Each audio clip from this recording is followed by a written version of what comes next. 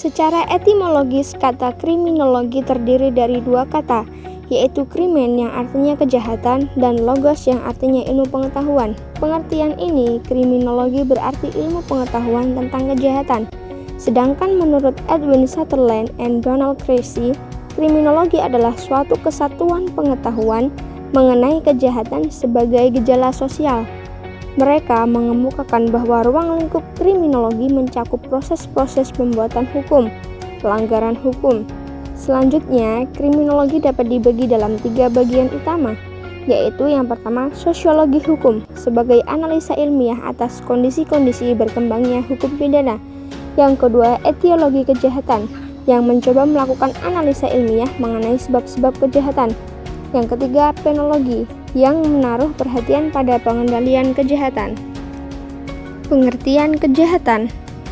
Kejahatan adalah suatu nama atau cap yang diberikan orang untuk menilai perbuatan-perbuatan tertentu sebagai perbuatan jahat. Dengan demikian, maka si pelaku disebut sebagai penjahat. Pengertian tersebut bersumber dari alam nilai, maka ia memiliki pengertian yang sangat relatif, yaitu tergantung pada manusia yang memberikan penilaian itu. Jadi, apa yang disebut kejahatan oleh seseorang belum tentu diakui oleh pihak lain sebagai suatu kejahatan pula. Penjahat atau pelaku kejahatan merupakan para pelaku pelanggar hukum pidana dan telah diputuskan oleh pengadilan atas pelanggarannya, dan dalam hukuman pidana dikenal dengan istilah hukum pidana. Kemudian, yang dimaksud dengan bentuk-bentuk dari perbuatan jahat ialah hakikat dari perbuatan jahat itu. Misalnya, membunuh, merampok, mencuri, mencopet, menipu, dan lain-lain. Maka untuk ini perlu suatu batasan definisi yang tepat yang dapat membedakan perbuatan-perbuatan kejahatan itu satu dengan yang lainnya. Bentuk-bentuk dari kejahatan yang dapat kita kenal dari cara melakukan kejahatan itu, misalnya dengan cara dilihat oleh si korban, seperti menikam dengan alat tajam atau menembak, dan dengan cara yang tidak dilihat si korban seperti menipu, memalsukan, dan dengan cara memakai alat-alat khusus tertentu seperti racun dan kunci palsu. Kemudian dikenal dari luasnya perlakuan kejahatan itu, misal apa yang menjadi objek kejahatan, di tempat mana dan di waktu mana kejahatan itu sering terjadi. Yang terakhir dikenal dari frekuensi perlakuan kejahatan itu, misal jumlah kejahatan yang bentuk-bentuknya sama dalam suatu jangka waktu tertentu. Dalam hal ini perlu diuraikan bentuk-bentuk penjahat, walaupun sebenarnya bentuk-bentuk penjahat ini dibahas dalam tipologi. Berikut adalah contoh kasus kriminal dalam masyarakat.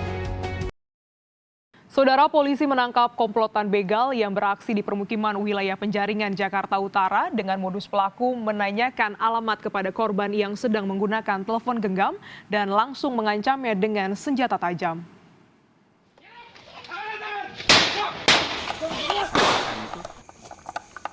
Polisi menangkap satu pelaku yang bersembunyi di rumah temannya di Parung, Bogor, Jawa Barat.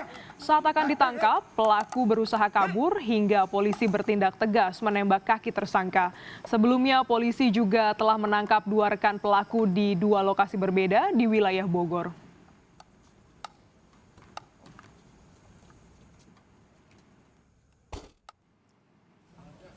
Ketiga pelaku begal merupakan residivis kasus kriminal.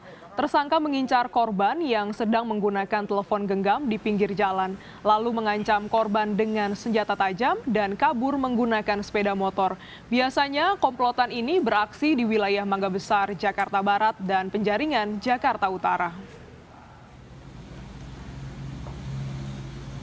Ini modus yang cukup dibilang tren sekarang, yaitu di mana ketiga pemuda ini berpura-pura menanya alamat.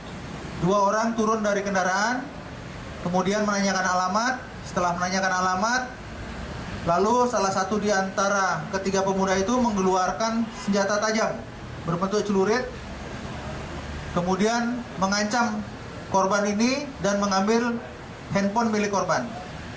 Setelah itu, ketiga pemuda ini melarikan diri dengan menggunakan sepeda motornya.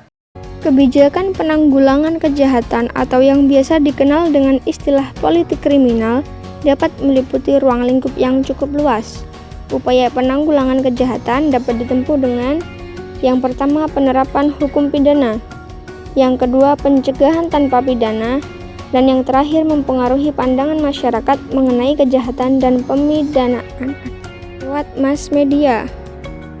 Dengan demikian, upaya penanggulangan kejahatan secara garis besar dapat dibagi dua, yaitu lewat jalur penal atau hukum pidana dan lewat jalur non penal atau bukan dan di luar hukum pidana.